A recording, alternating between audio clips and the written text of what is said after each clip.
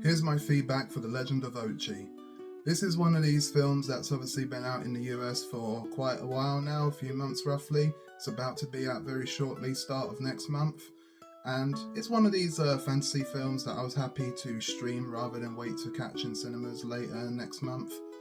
And it's, got a pretty good, set of characters here and there, A-listers that you can't go wrong with. Willem Dafoe, never can go wrong with him. Emily Watson, who was recently in last year's spin-off series Dune Prophecy.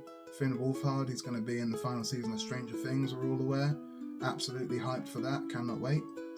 And it's just, even being a film that has, executive production from the Russo brothers, still not really a project of theirs that I'd say was amazing, but okay.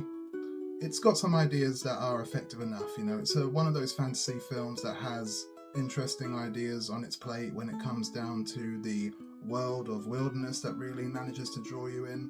Maybe some of the backdrop with the green or blue screen could be touched up a bit better here and there, but it's an okay storyline overall with this girl that gets on with what's known as the breed of the Ochi.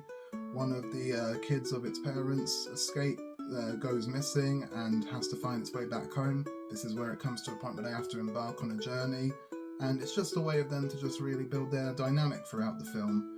And overall, there's just additionally parts where Willem Dafoe, being a bit of a hunter who doesn't really understand the situation, learns to see the other side of these Ochi breed that they kind of hunt. And yeah, it just comes to a point where, the girl really gets on with this breed, learns how to communicate their language from something she apparently consumes at a point in the movie.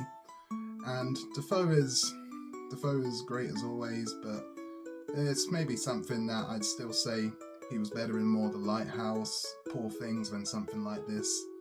But it's not really a movie that had a lot of impact left on me. It doesn't really have the strongest storyline. It's too similar to other things like E.T. and all of that are 1,000 times better with their execution, their ambitions. And while the wilderness and all that, the effects on the creatures species is great here, and the cast delivers just fine. Music choices is all good. The cinematography, the landscape is spot on here. It just doesn't really leave an impact. There could be more to it than just what we got within the entirety of its runtime. But overall, if it's your kind of movie, you're likely to enjoy it, so make it worth your while if you want to, people. And yeah, decent enough fantasy film. Could have been more, but average enough while it comes. Give this 5.6 out of 10.